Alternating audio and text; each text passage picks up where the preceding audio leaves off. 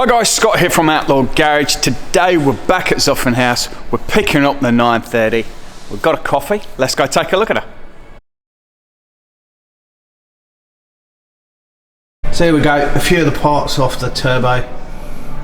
So, oil line. Yeah. That was, you could just see it was leaking. And it was kinked too. Here's Scott's. Yeah. Sort of kinked, pushing up against the other hose too, and sort of making that kink a little bit too. So we've got some new drop links. New plates in the car. Yep. There we go. We're going to take a good look at that. So that's the old battery, an old Porsche one. Drops charge really quick, and apparently charges within 10 minutes. So there's clearly something wrong with that thing. So this is the fuel pump. Yeah. So this is the fuel pump I got for it, which normally they're quite. They're a bit bigger than that on the outside diameter. Well, they're as big as what this plastic shield is around it, because that marries up to the clamp that holds it on there. So then they must have, they've changed the design a little bit, and then probably had to put that plastic on so it kind of fits. So it can clamp on, yeah. It would be good to do something with your fuel pump relay sockets one day, Scott. Yeah. Okay. They are a bit cooked in there. Yeah. So we'll do that for another day. We've got a bit. Do that another day, mate. Yep. When we're down one day, we do need to get this tractor out front and on the road and have a little bit of fun with this thing. So we've got a bit of a list of the work that was done on the 930. We're going to have a bit of a talk about the car now. I think in the future we're going to need some engine mounts, so we might get those done after Christmas. So see the height on the washer in relation to the mount? Yep. So you got probably 5 mil in there. Yeah. Whereas yours are like sort of flat pancakes. They're just sagged out. They'd be the original mounts. So. Yeah. So that little green wire I'm talking about is tucked down the back of the distributor there. I'm not sure if you... Nah, I can't quite see. I see it. Just see it. Yeah, it is right down at the back there. Yeah. Because that was when we had the leak, and I'll insert your amazing video of the leak in the video, and then the green wire went as well. Where was the leak? It was down. The leak was this down this side, down this side. So it was just, this is the recirculator valve inside here. Yeah. And so that's the end cap or the end housing, and this is the main body of the recirculator. Yeah. It was just, if you put your finger right there, you'd plug the leak.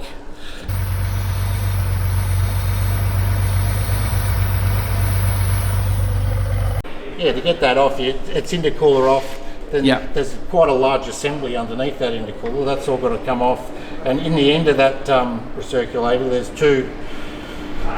They call them gaskets, but they're more like they're sort of like neoprene cushions, you know. Because the piston's got quite a large spring in it, about that long, and the piston itself's about this, about that sort of dimension there. That's what it looked like when you it moves up and down the housing, and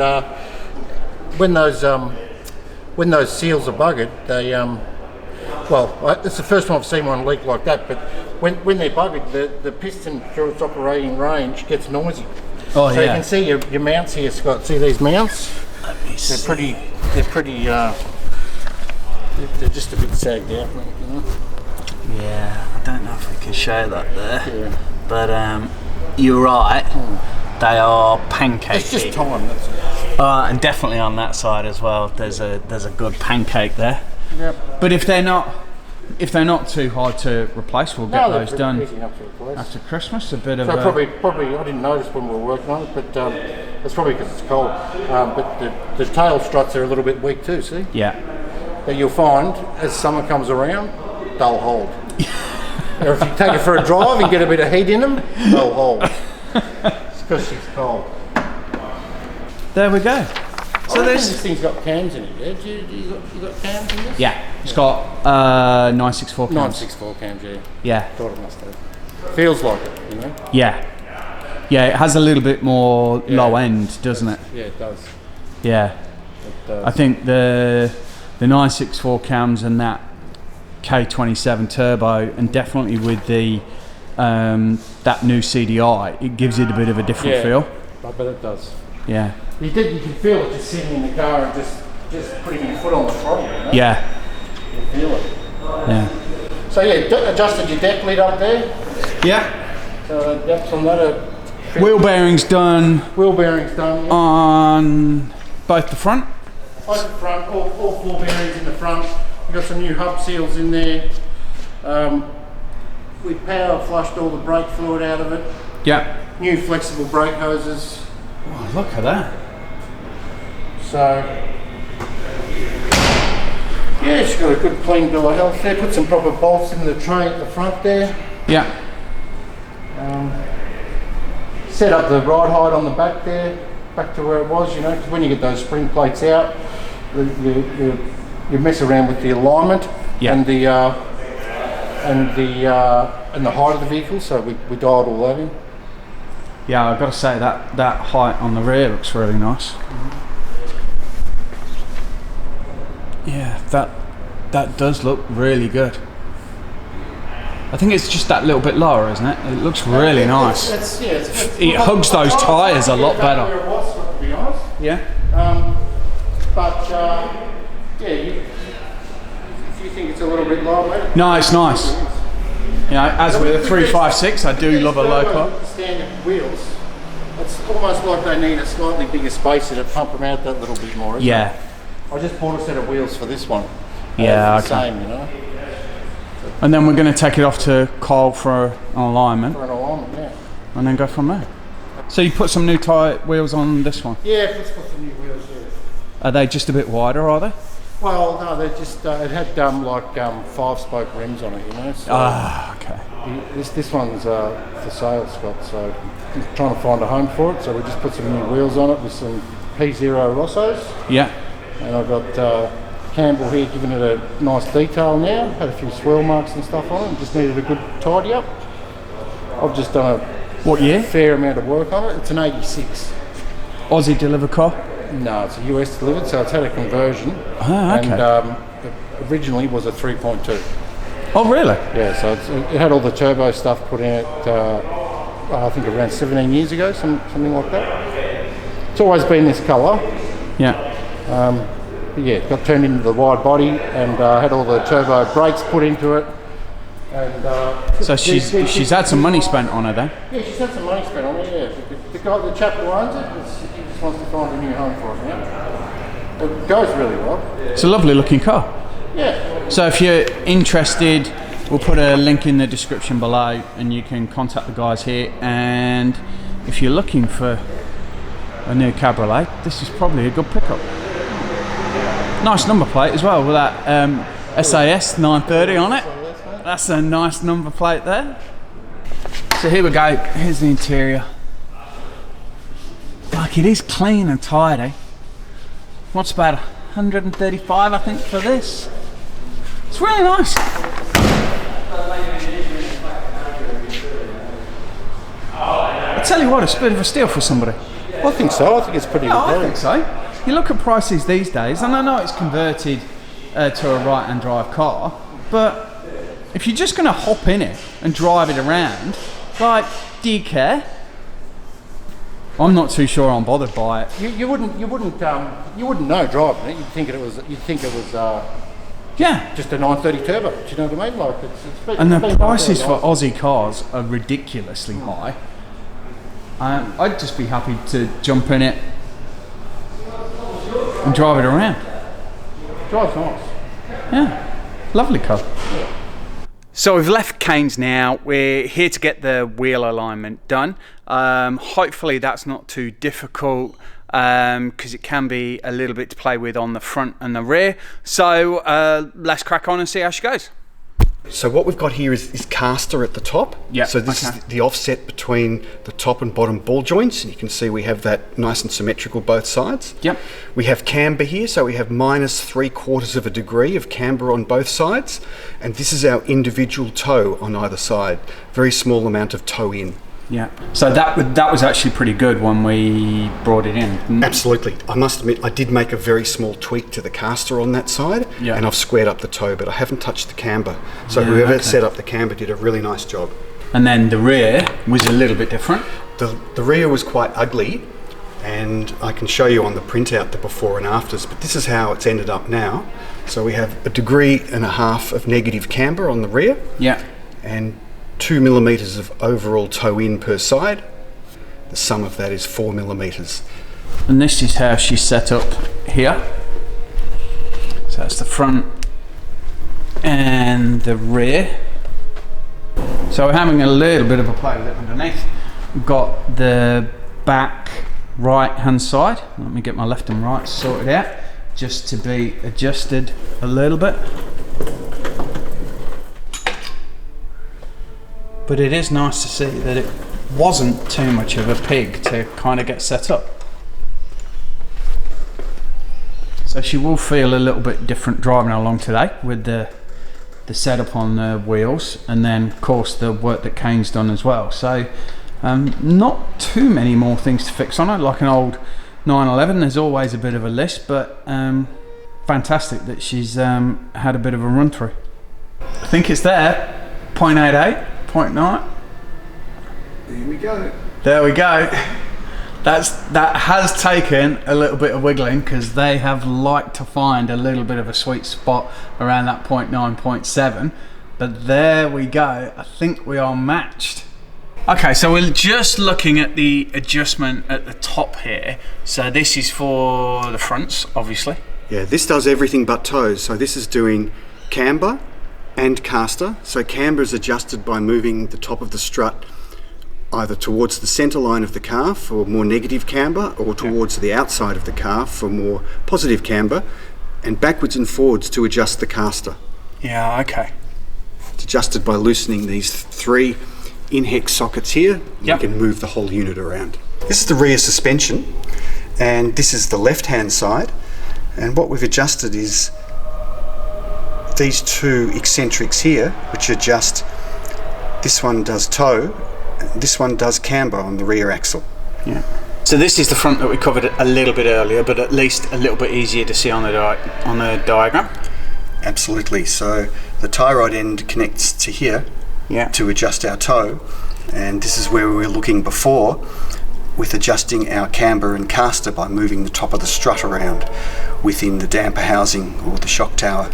So we're saying this is the official Porsche measuring chart. Yes, with the specifications on the left. There it all is. And the diagram on the right, where you write in your figures. That's it, we've got a couple of reports here. See how she went. So on the front, we were lucky, we didn't have to adjust the camber. I did tweak the caster here. Yeah. That's this figure here. So this is our after figure. That's the before. Yeah. You can see this one here was not quite symmetrical. Our toe, it's nice and symmetrical.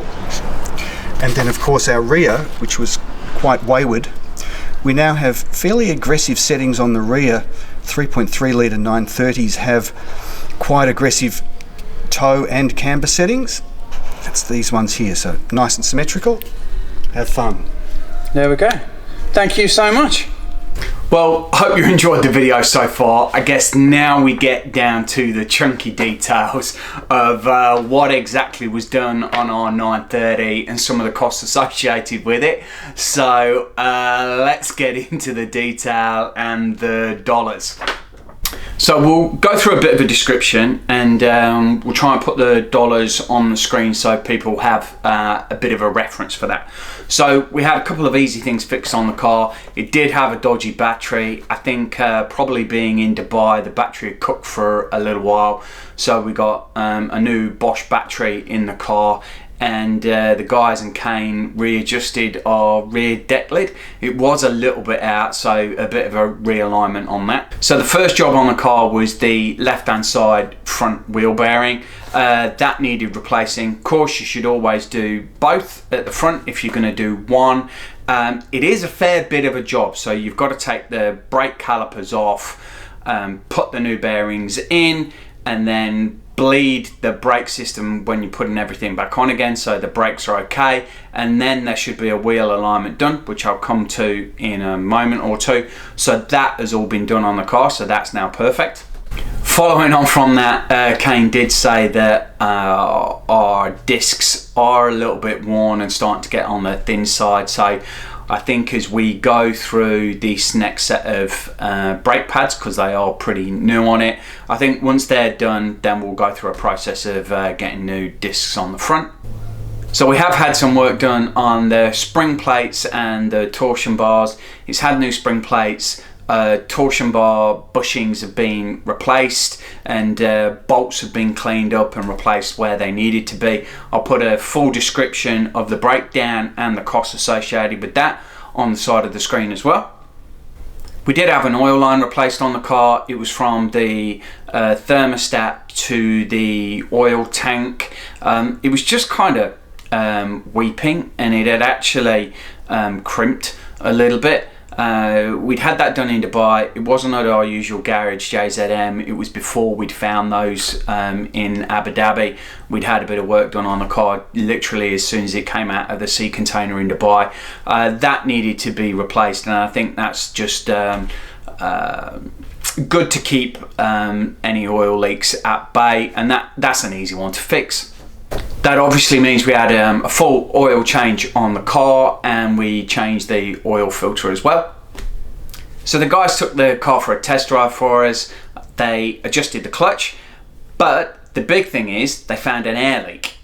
So I think it's fair to say air was absolutely gushing out of the air recirculator housing. It was coming out of there, blasting out, easy to hear, so that needed fixing. There's a fair bit of dismantling to get to that. Thankfully, it wasn't the housing itself that was broken. It was actually the seals that had kind of blown out, so they were easily replaced, and then the car was put back together. However, as usual, it doesn't go according to plan. When the guys got in the car wouldn't start after that work had happened. So with a bit of digging, the guys identified there was no spark. There's a green cable that goes from the distributor. That had failed, it had got high resistance. I think it's quite a common issue on a 930. Those cables over time become aged and a little bit brittle, so that has been replaced as well, and the car started first time. Some of the work I guess everybody's looking to see.